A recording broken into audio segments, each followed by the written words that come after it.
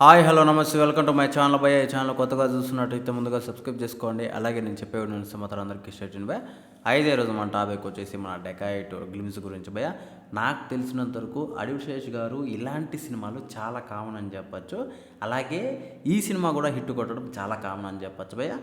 చాలామంది అసలు పెద్ద పెద్ద హీరోలు కావచ్చు, చాలా మంది హీరోలు కావచ్చు, స్టోరీల మీద పడి అసలు రుద్దేస్తుంటారని చెప్పచ్చు. కాకపోతే అడివిశేషి గారి స్టోరీలు ఎలా ఉంటాయంటే అసలు రియాలిటీ ఉంటుందన్నమాట. ఏ సినిమా అన్నా కానీ రియాలిటీ ఉంటుంది. అలాగే నేను బాగా అసలు వెయిట్ చేసిన సినిమా వచ్చేసి మనకు అందరికీ తెలిసిన విషయమే, గూఢాచారి 2 సినిమాపై అందరికీ ఇష్టమైన సినిమా. కాకపోతే ఇప్పుడు మధ్యలో ఈ గ్లిమ్స్ వచ్చింది. నాకు ఇంకా మృణాల్ ఠాగూర్ ఇంకా కళ్ళ ముందర కనిపిస్తుంది, ఆమె కళ్ళు, మన అడివిశేషి గారి కళ్ళు.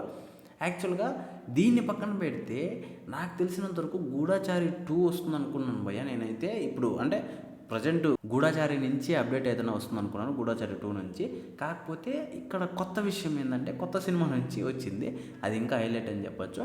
అయితే ఖచ్చితంగా అడివిశేష్ గారు అంటే నాకు తెలిసినంత వరకు గ్లిమ్స్లో చూసిన దాని ప్రకారం అయితే ఈసారి మళ్ళీ ఒక క్రైమ్ థ్రిల్లర్ స్టోరీని అయితే మనకైతే చూపించబోతున్నారని మాత్రం అర్థమవుతుంది భయ్య. అయితే దీని గురించి నేనేమనుకుంటున్నానంటే భారీ బ్లాక్ బస్టర్ కొట్టబోతున్నారు అని చెప్పేసి నేనైతే అనుకుంటున్నాను. ఎందుకంటే ఆయన సినిమాల్లో ఒక తెలియని ఫ్లేవర్ ఉంటుంది భయ్య, అది అసలు వేరే లెవెల్ అని చెప్పచ్చు. సినిమాలోకి వెళ్ళిపోతామని చెప్పచ్చు. అంటే మనం సినిమా చూస్తున్నంతసేపు అక్కడ మనం ఉన్నామేమో అన్న ఫీల్ లేకైతే తెప్పిస్తారు. అది చాలా ఇంపార్టెంట్గా తెప్పిస్తారు, స్టోరీలో అంత దమ్ముతో తెప్పిస్తారు భయ్య.